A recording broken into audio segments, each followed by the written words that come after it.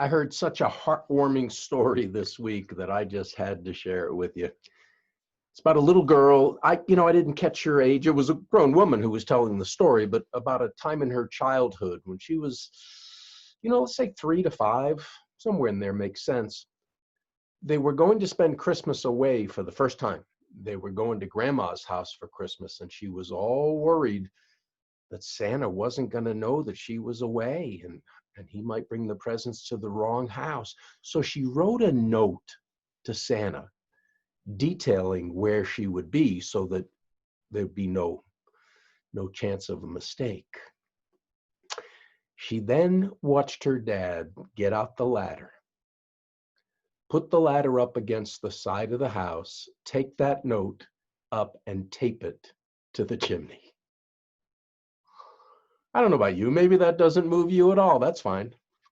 But boy, it sure did me.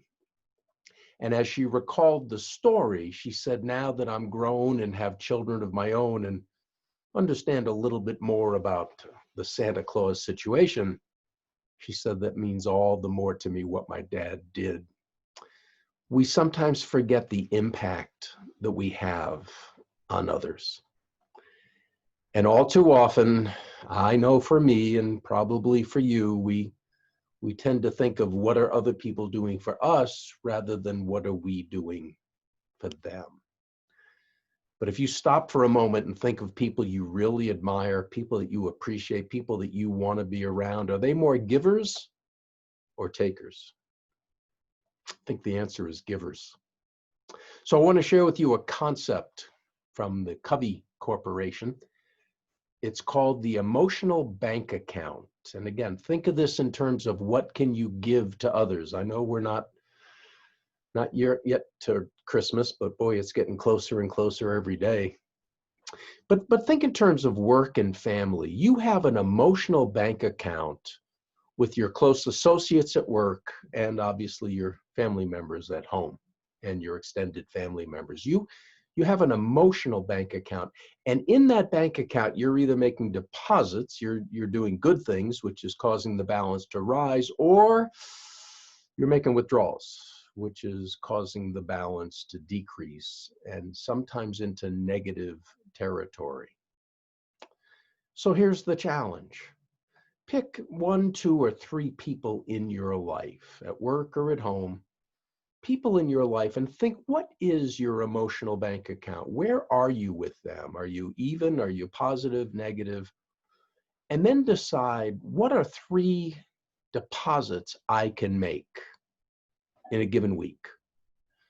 What are 3 negatives, 1 to 3 negatives that I know I'm doing that I want to focus on not doing? I want to replace them with the positives, with the deposits.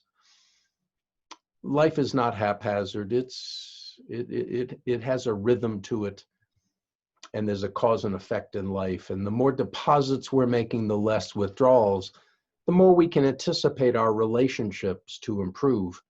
And the happier we're going to be as we're thinking about giving to others, blessing others, making others' lives happier than worrying about what they're doing for us.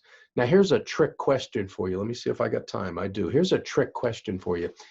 If you wanted to improve a relationship, and you could either make more deposits, you could do more good things, or you could make less withdrawals, do fewer bad things, which would you choose? Well, if you're in the majority, you would choose more deposits. When I do this in workshops, when I can do them live again, most people say I'd make more deposits. That's the most popular answer, but it's not the correct answer. The correct answer is, if you want to improve a relationship that's not where you want it to be, you need to make fewer withdrawals, and here's why. There's a researcher in Washington, Dr. John Gottman, who says that for every withdrawal, every negative behavior you exemplify, every destructive act you cause to a relationship, it takes between 5 and 15 deposits just to undo the damage of that one withdrawal. So if you really want to improve a relationship, cut out the negative stuff, cut out the withdrawals that the other person would identify as a withdrawal.